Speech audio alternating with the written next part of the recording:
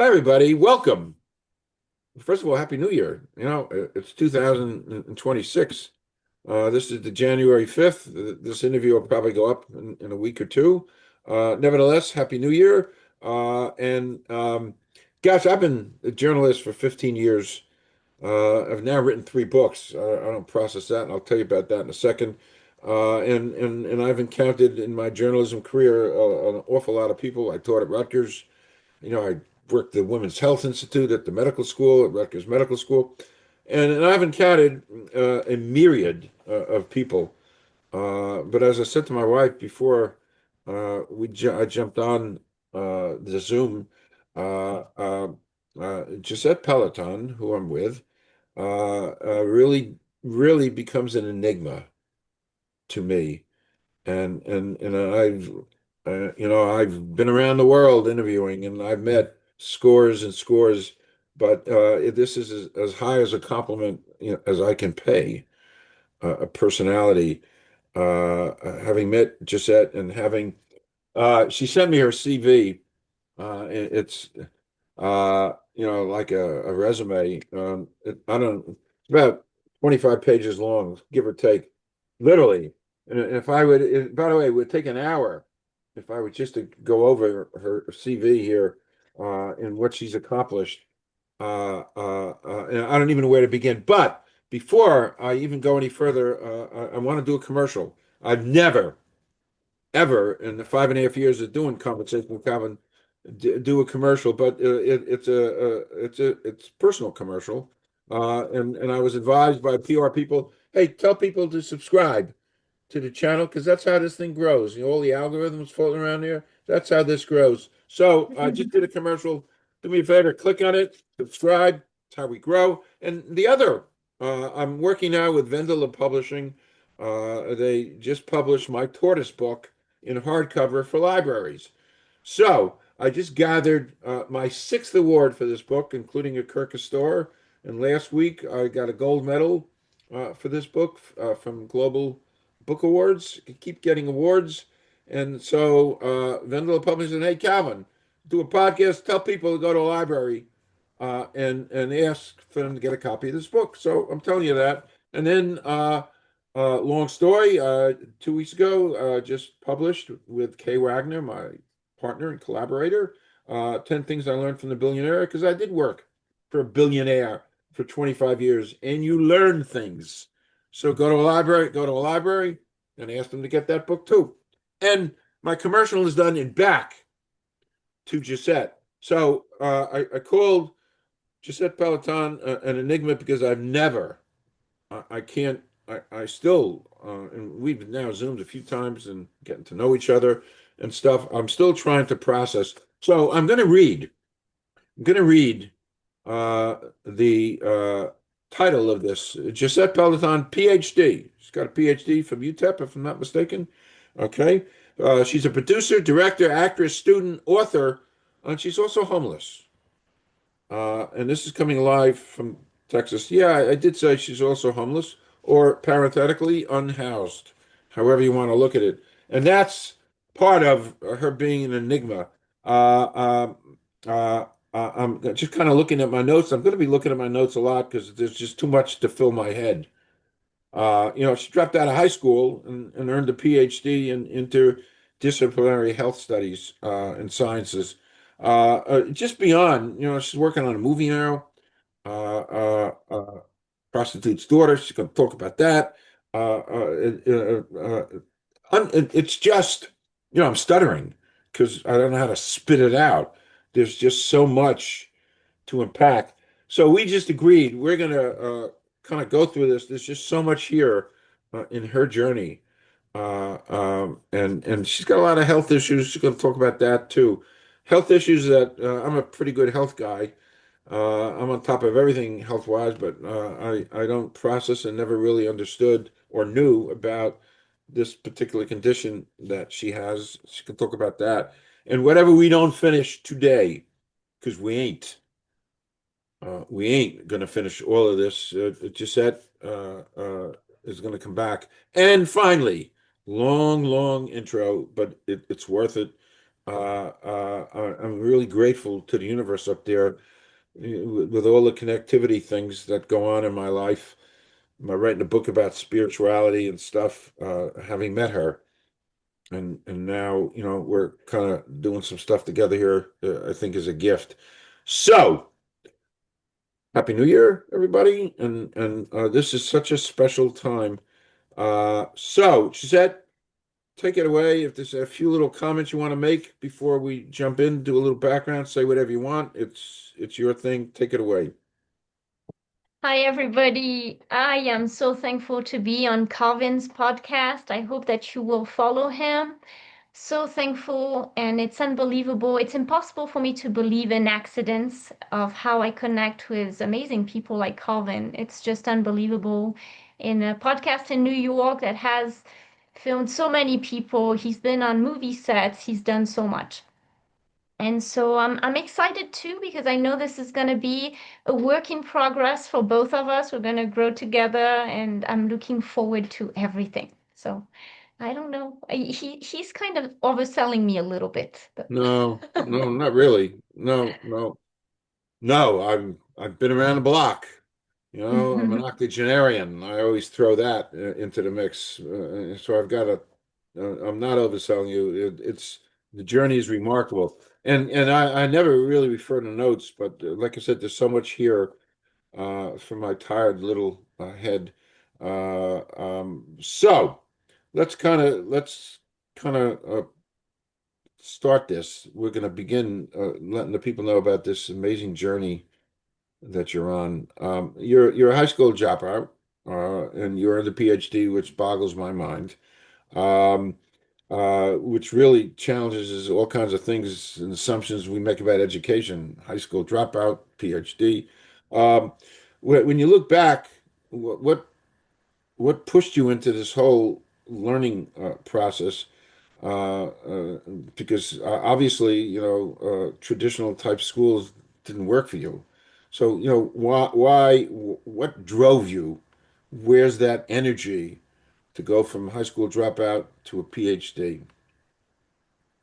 yes, so I think in France, I felt like I was not capable of achieving. I failed two grades, I was labeled at risk, special ed, and I was hyper aware of the perception of adults about myself, which in turn affected my success or my failures. And so after dropping out, because really I wasn't truly my choices were I was either going to get kicked out of high school or I was given the opportunity of dropping out, which I chose. My father helped me to move to the United States at the young age of 16 years old. And once I arrived in the United States, I realized that having a French name and a French accent meant people's perception of my abilities were very different, which is really messed up. And it's going into privilege and things like that. But being aware of that, I didn't want to disappoint people. So because people thought, wow, you must be smart because blank, you come from that country, you have that accent, I started feeling capable of perhaps learning and not disappointing the world. So I passed my GED and I took ESL classes.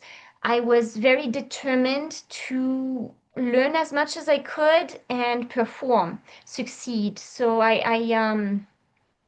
along the way, I struggled with many things, mostly financial insecurity would get on the way. So I didn't go from just high school dropout to PhD. I did do my associate and then I stopped school and then I did my bachelor's and then I stopped school because I had financial ed. And then I realized I could have loans, so I did my master's and then I realized I could do a PhD as well. And concurrently, I was an instructor, meaning I started by teaching French and then I moved to teaching Spanish and ESL and English and literature and education. And I loved teaching because I saw my younger self in my students, some of them very vulnerable, others very insecure, some of them needed to be pushed, others needed to be encouraged. And I found so much purpose in making sure that my student would know that they were capable of so much because I was so-called slow and incapable, but I was still making a way. So self-esteem has so much to do, and then community as well. My success is attributed to multi-layered things. Wow. Um, were there any like specific turning points in this whole educational journey that you're on? Any particular things that happened that kind of triggered something? Uh, I mean, you could have stopped, but you didn't. So was there something that fed this energy that you had? Yes, I think that at the beginning it was social justice. I've always been very passionate about advocating for others. I wanted people to know their potential, and uh, and I wanted communities to be built around that, around not competition, but around collaboration.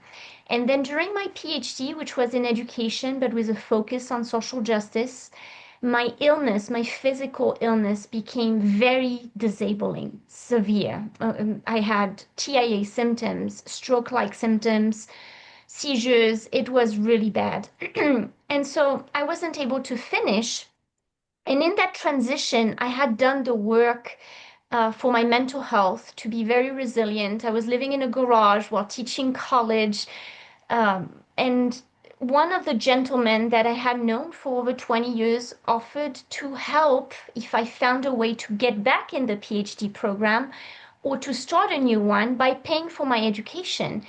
And prior to that, I would have not accepted that type of help. But I felt so purposeful and at rock bottom at the same time that I accepted.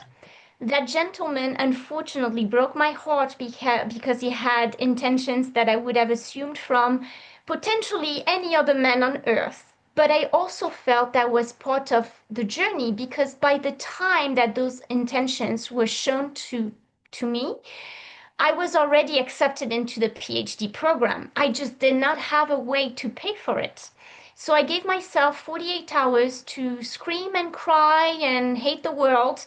And then after this, I recovered. I asked a friend to help me with my first payment plan, and I found a way to get student loans. So I'm so thankful even for this traumatic event because had this man with bad intention not stepped in to offer this help, I would have never found a way Wow. to make it into the interdisciplinary health science PhD program. Yeah. And when I came in, I was such an unusual enigma in the negative sense because I had been in a PhD program for 9 years on and off due to health concerns and homelessness. And I was running out of options. So they took me in for different reasons. I had a background in mental health, a background in different things. And they told me, okay, but you have 2 years to graduate. And I was like, okay, I want to do an autoethnographic dissertation on my journey because I need to fight for a physical diagnosis, which has been a nightmare here. And I know that it's usually looked down upon in all departments and has never been done at this level at the university. But if you take me on, I will get this done, which happened within 2 years. It was confirmed that what had been brushed off for severe mental health was lesions in my spine due to a demyelinating disease. Hmm. And I successfully graduated, having proven that on both sides of the border Wow. eventually. And now I have the specific diagnosis, which is amazing. It's relapsing MOGAD. Amazing because it's reassuring that I I kept on trusting my instinct and fighting for something that had been exhausting over so many years. Wow. Uh, Maybe later we'll talk a little bit about this demyelinating thing. I know nothing about it. I ain't no doctor, but I'm on top of I read 15 articles a day on different health things. I've been a health advocate since 1969 when I started, supplementation. So I mean, I read a ton of stuff about longevity and all this stuff, and I'm just on top of stuff. Again, I ain't no doctor, but I just never heard of that, and that's what's so fascinating. And again, as I look at you and I try to process, it's a tough, it's a wow. So. moving on, you're now currently you're in a principal certification program at UTEP, University of Texas, El Paso. Texas is one of my favorite schools. You know, they're always good in football and stuff, and now basketball, and so and you're doing all of that while I use the term you're unhoused, and navigating serious financial stuff. Uh, why is this particular certification program so important to you while you're pushing yourself to do this? I think I found so much purpose in those past few years in recovering and maintaining my health. And I have been in education for so many years. I believe that children are the future of tomorrow. And because I see the child that was seen as incapable of doing much, that has achieved so much without necessarily the recognition of the right people in her life, I want this to happen for all of my kids. My kids being any kid on earth. They have the potential to save the earth. And right now it's a very urgent matter.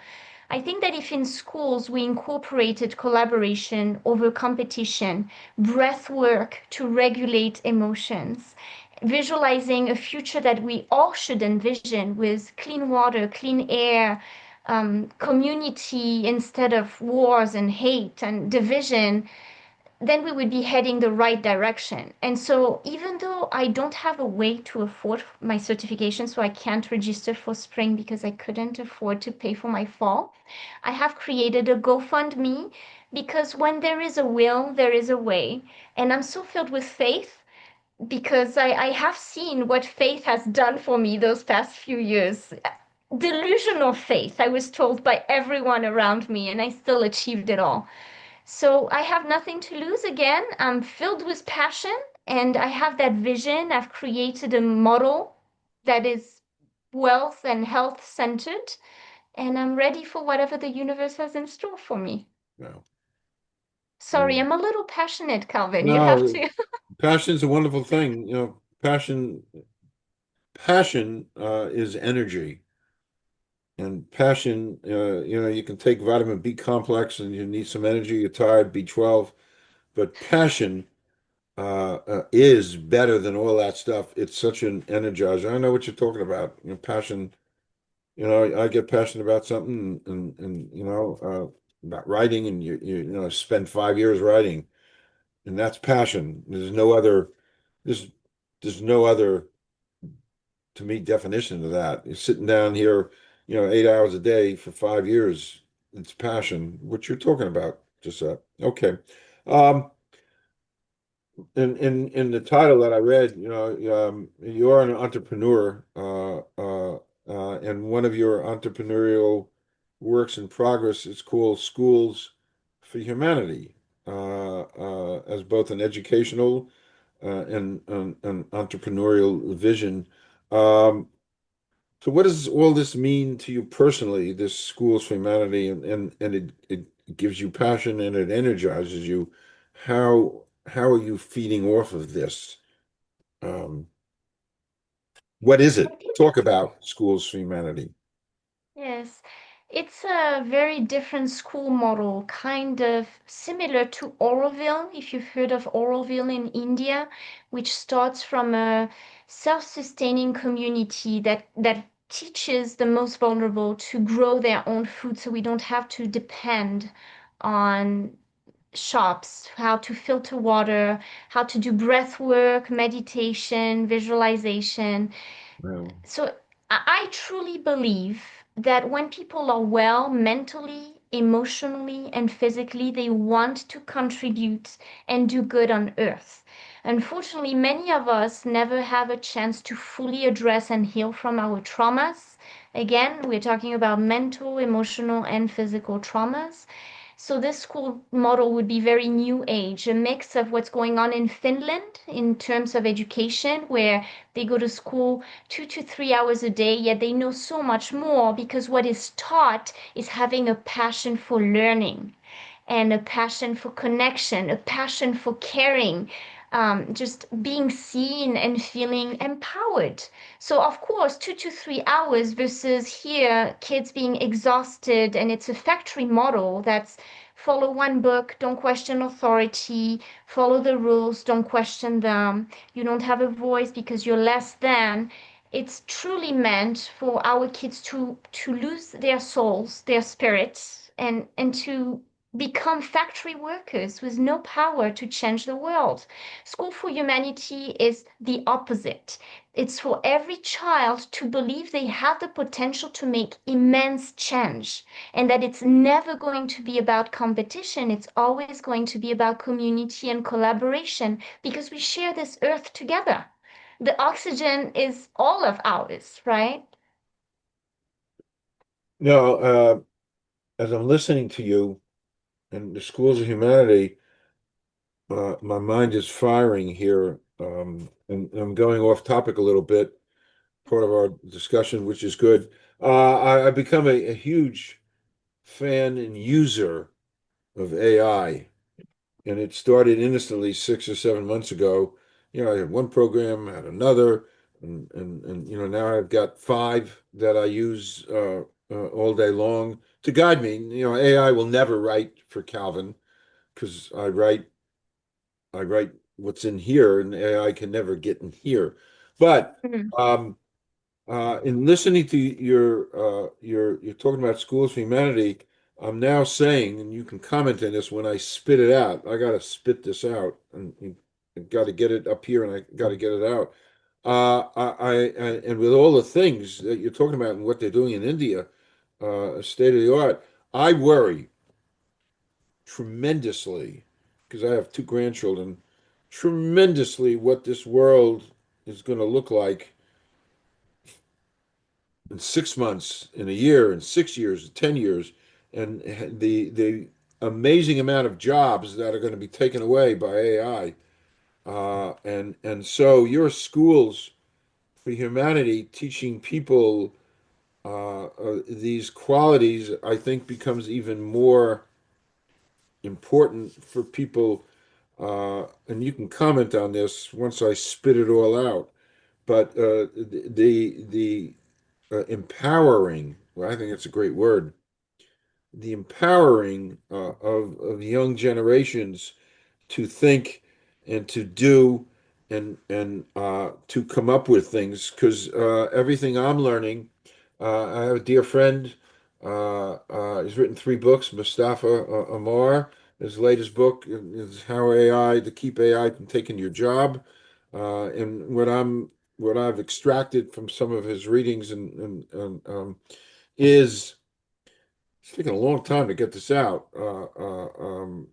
Is not traditionally, traditionally for hundreds of years, you graduate or you don't graduate, go to trade school, whatever, but you start a job and you keep going higher and higher until you go as high as you go, and then you retire. So you've done one job.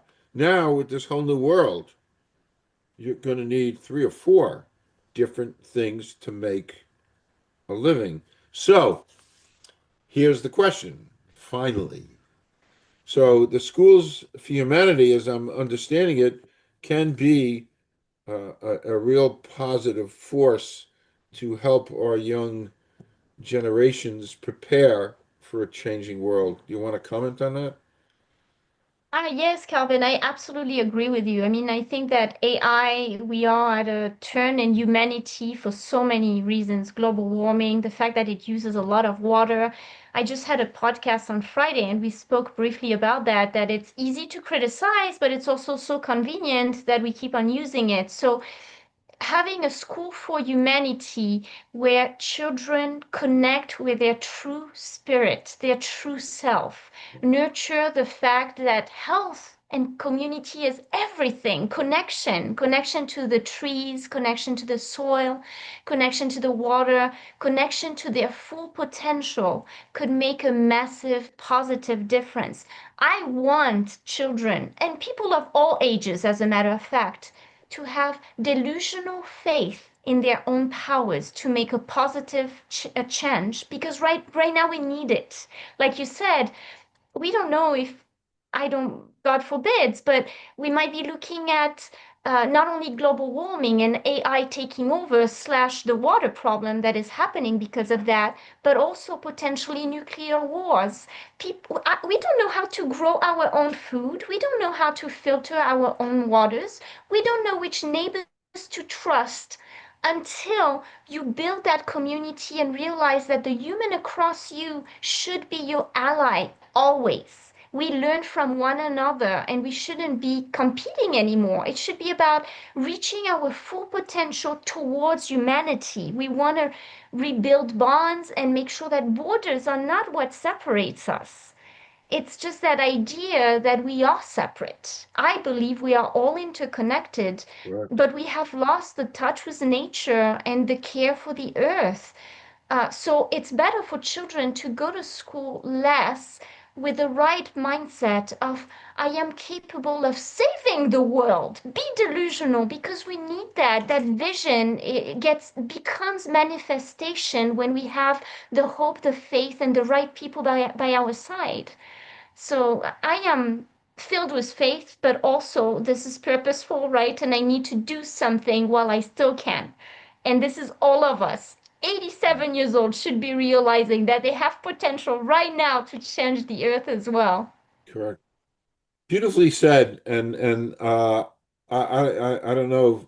Again, as I'm digesting this and superficially looking at it, my mind is frying away because I've been talking about actively AI stuff on my podcast. I've interviewed a wonderful professor from Vancouver, Canada, Josh Bashinsky, brilliant, off the charts. We've been talking about AI stuff. So I've been thinking about AI, and then, as it became available, I started using it, and a little bit more, a little bit more, and sometimes I run into the kitchen, I tell my wife, "Oh wow, look what it did," and it's wonderful, and I can't be so principled as not to use it because you're using it, and I use it to save myself some time.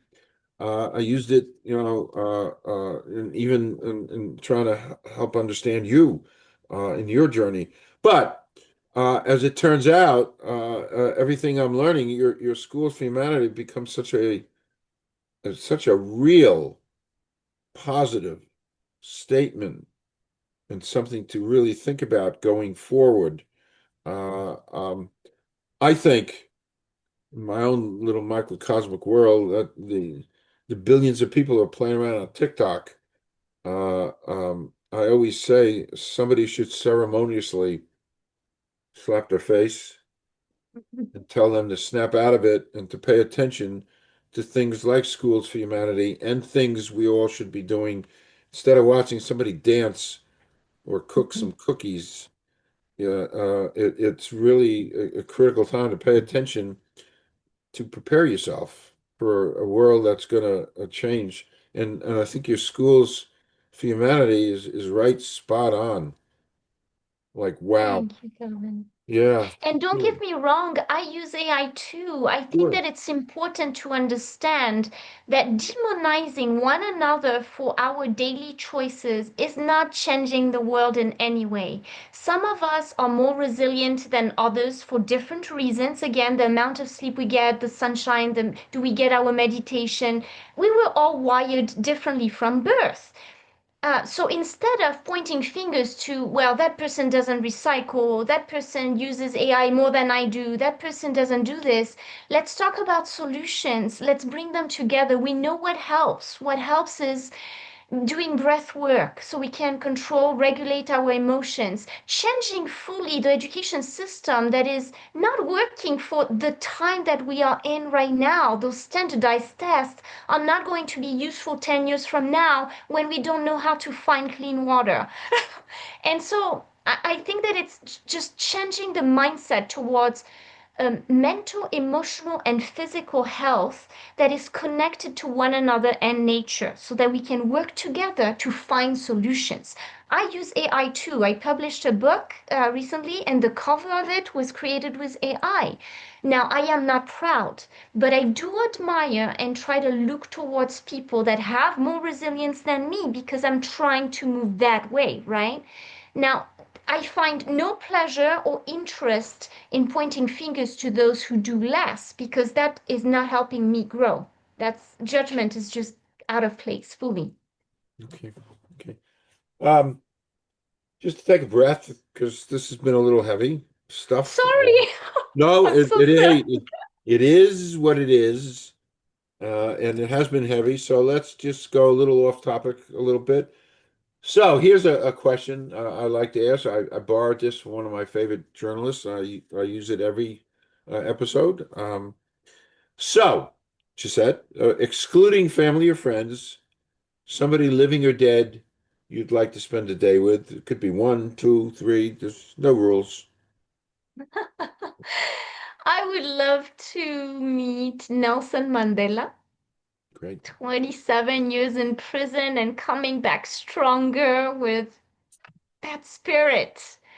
Mahatma Gandhi, Mother Teresa. I don't have to agree with everything that they believed in, but it's just the spirit of following your own heart, regardless of the structure around you that disagree. It's just so inspiring and world changing. What Yeah. about you, Calvin? Oh, well, I go back to biblical times, from day one. I'm fascinated by biblical times. I'm fascinated by Jesus and his message, which endures today. I'm also fascinated by George Washington. Hmm? I just finished watching Ken Burns, The American Revolution, Hmm. and stuff that I'd never realized. And, you study in history books. So I spent, 10, 12 hours watching The American Revolution, learning about George Washington stuff that I never realized. So those are, the two people, Humphrey Bogart, one of my favorite actors from Casablanca. Hmm.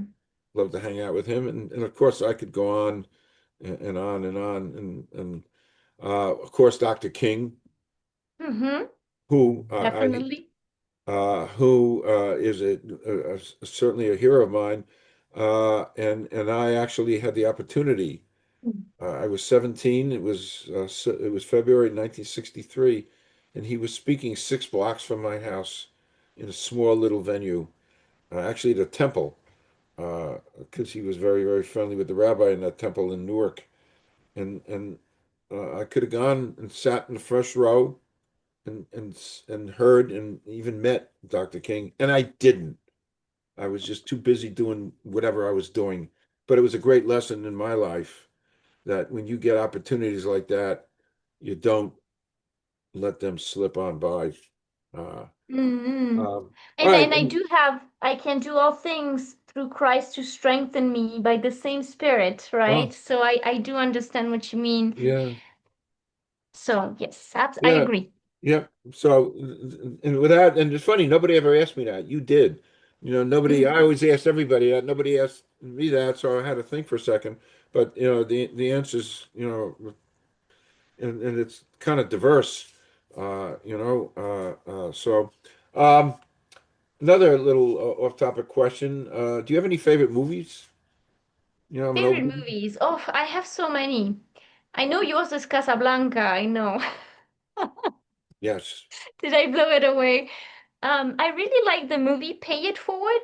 I don't know if you've seen it. Yes, I really like I know the of it. Yes. concept of that little boy who changes so many things and but I find messages in most movies, if not all of them. And I try to focus on those messages. So, Okay. talking about AI, I mean, The Matrix is very deep and multi-layered as well in terms of philosophy, religion, technology, ethics, so many things. Okay. Good. Good. Good. Good. All right. Back to work. Um, what led you to your current unhoused, parenthetically homeless situation, and what do you wish people to understand about housing instability, especially for people like yourself who are so highly educated and capable and all this other stuff? Um, so talk a little bit about that. I try Yes. to process that. It's just hard.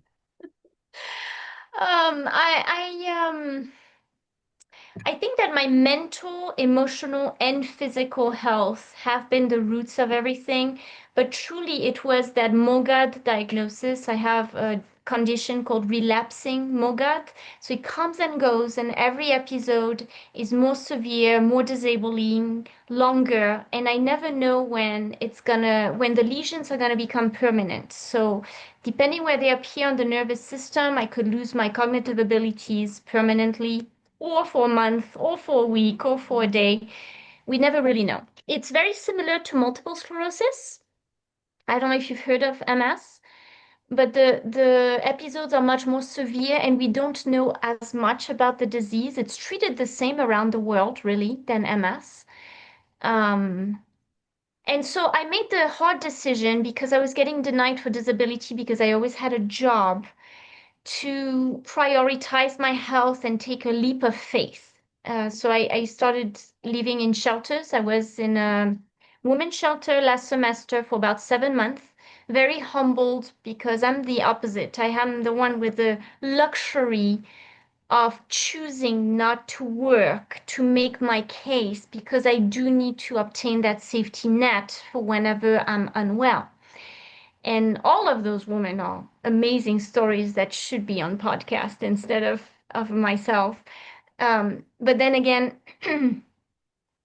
I guess I found in that way, because I stopped working, a way to prioritize and heal from my mental health concerns that had been lifelong. I lived with very severe, complex post-traumatic stress disorder, severe depression, anxiety, and I did the work. So every day I would go and take a walk and ground myself with the earth, do breath work, meditation, visualizing positive things, which is very difficult when you're somebody living with complex PTSD and depression. I had to fully rewire my brain. And that meant listening on a daily basis to positive, inspiring stories, limit my exposure to negative things, which is extremely hard in today's world, especially when you are, like me, passionate about social justice. And I feel better than I ever have.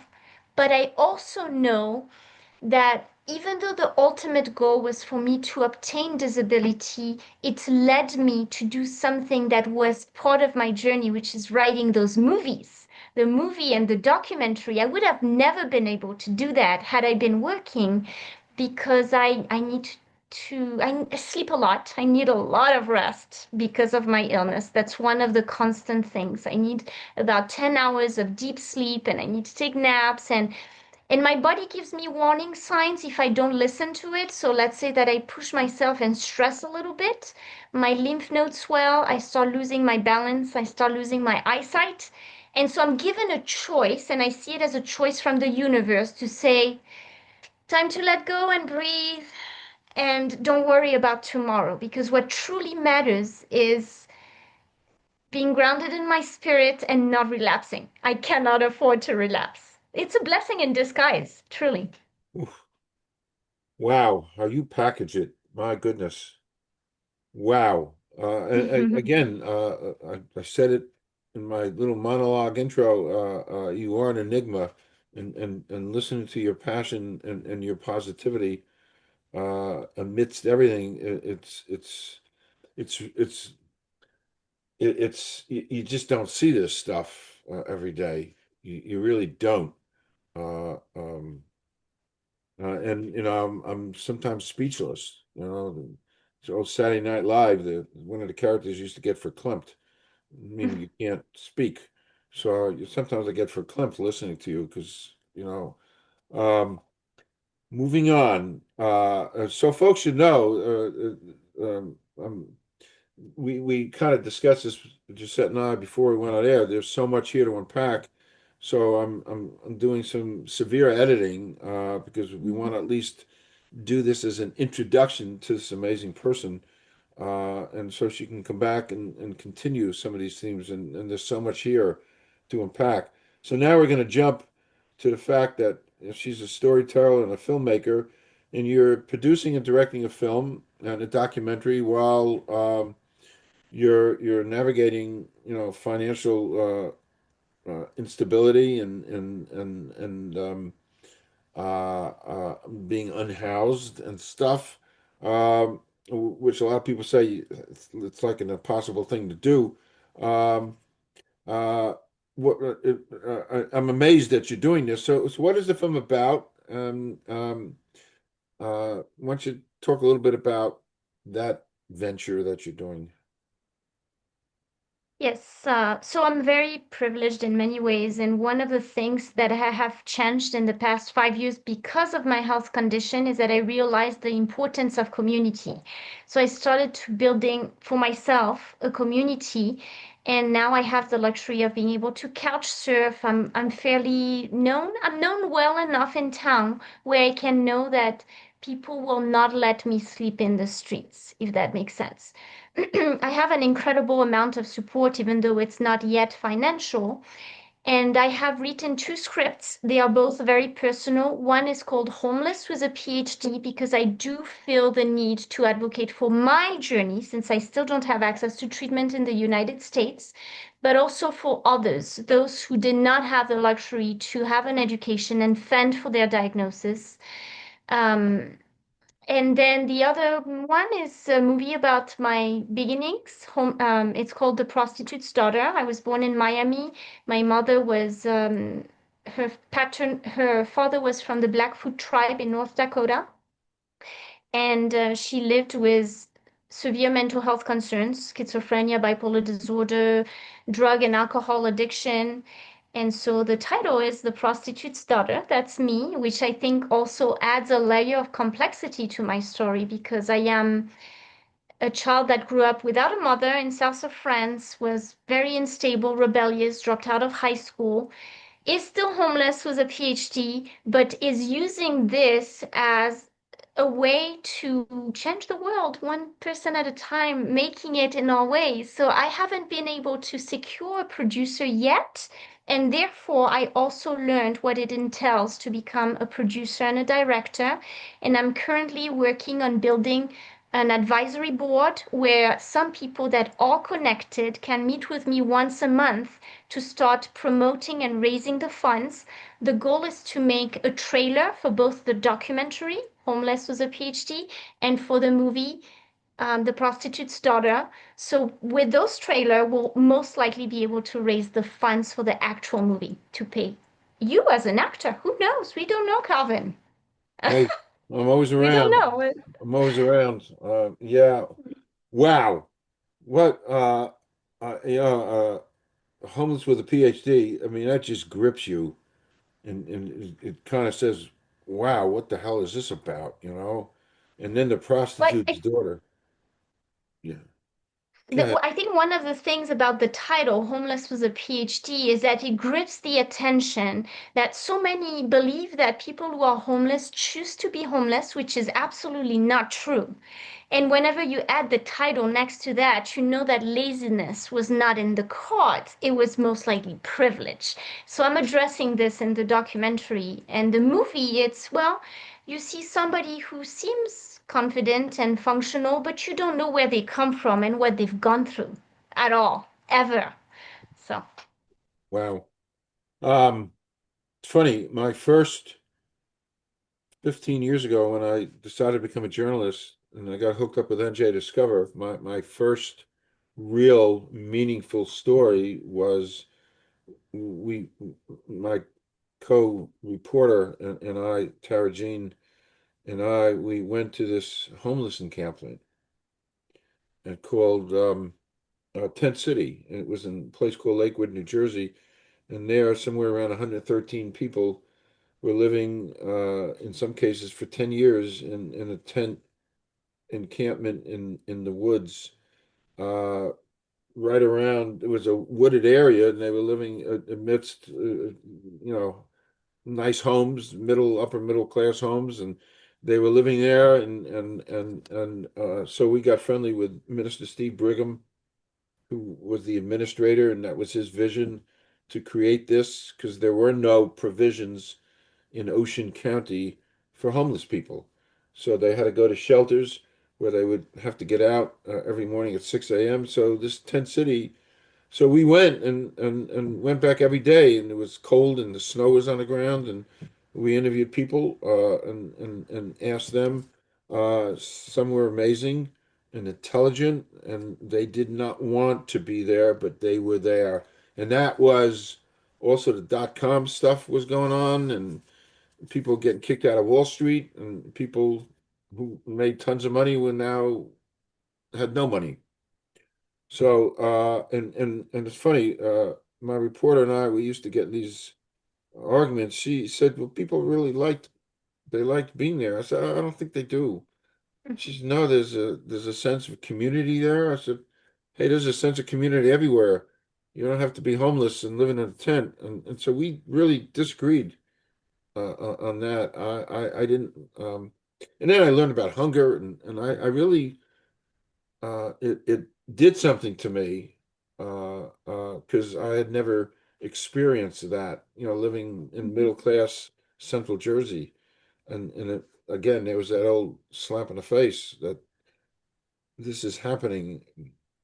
Yes, I genuinely don't believe anybody deeply wants to be homeless. They might say they do because they are emotionally exhausted, dealing with mental health concerns. And so, if their spirit is lost in the turmoil of their pain, of course, they don't have the willpower or desire to do the work. And this is something I completely understand because I have been there. I have been there mentally where I didn't want to try anymore because the work to pretend that I had hope was too much.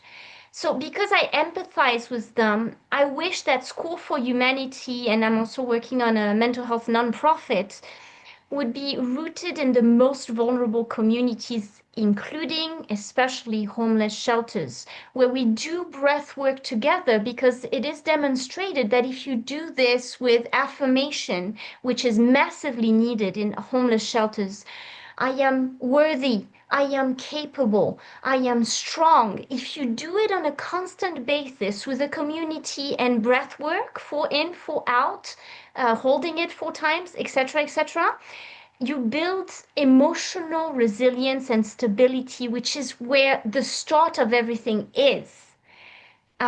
So I think that centers that deal with addiction, centers that deal with people that are unhoused, nursing homes where elderlies are abandoned and feel very sad could benefit from such a platform because it has been demonstrated scientifically that if we have the support, the community, and we do it constantly, a few times a day, it doesn't cost anything. We all improve together.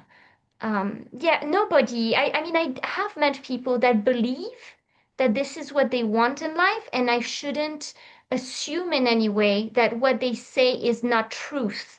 But I do see myself that at some point I responded by, no, this is what I want. Because what I wanted was peace. And peace meant not trying because I was too exhausted to envision something better for myself. Does that make sense? Makes a lot of sense. You make a lot of sense. Uh, um, and you continue to be an enigma in my vision. And you know what? I could forget. I love the French accent. When I met my wife, I met my wife in a bar in New York, uh, Okay. and I was a militant health freak, and I don't know what possessed me. And we discuss it occasionally, but I picked up a pack of Gauloises French Mm. cigarettes. I started to smoke those out of the clear blue, and I smoked for 10 years until, of course, I stopped. But along the way, um, because I studied French in high school, so I could speak. I think I did the first time we met. I think I said something to you. Qu'est-ce que c'est avec vous? That was one of that's the only thing I remembered from studying French in high school. But so I developed a pretty good French accent, but nothing, like you. Um, it gets lost in my Jersey being. So it didn't last long. And my wife knew I was from Jersey. So I couldn't Mm. tell her I was from France trying to careful with my laws. But anyway, this is the perfect place to conclude this episode because we could go on and on and on. And if you're up for it and I'm up for it, we'll plan for you to come back, talk about more stuff, and talk even more about Schools for Humanity and your film projects that I mean, there's so much there. And I'll work to put together some more. I would love to have you come back. It would be my pleasure. Perfect. Perfect. So this is just a this was like a teaser into your journey into your life, Josette. And I'm so appreciative and grateful, A, that we met. I said that before, and for you sharing this Mhm. stuff. And again, the Schools for Humanity, it's like resonating and ringing because it has such importance in this new world. Truly, and you're so right. All the textbooks that are out there, and nobody's printing new textbooks, don't deal with AI and how people have to think differently and approach life differently quickly, because AI ain't waiting. Mhm. And I just saw a program last night, and I meant to look it up on 60 Minutes. They're now making humanoids. Mhm. They're now making Yep. humanoids, and Hyundai. The South Korean car company is making humanoids, and in 4 or 5 years, they're going to have a whole fleet of these robots doing Mhm. because they have AI brains and they're going to be doing all this stuff in the factories. So where people may have thought, oh, well, I work for Ford or General Motors, I'll always, no, you ain't going to have a job. They're going to have humanoids doing this stuff. Yep. Armies Mhm. and armies of humanoids. Mhm. And Yep. and I watched that last night, and I said, that's all we need, but it's coming, and there's nothing. And these are humanoids, they're robots, and they're going to do it all. Yep. So Yeah, I encourage people to rewatch I, Robot with Will Smith and Ex Machina and then the Matrix movies because I think that they were manifestation of our intuition and so we have the chance to manifest positive futures from now on, but we need to get together to do so. we sure do. So we have a lot of work to do. So, Giuseppe Peloton, thank you, thank you, thank you for this, for you. I don't listen. I only wish you really good things, and now that you've given me the green light, you'll come back and we'll talk some more. Thank you. Don't leave. I'm just going to stop recording. Thank you. Wow, this was a wow. Thank you.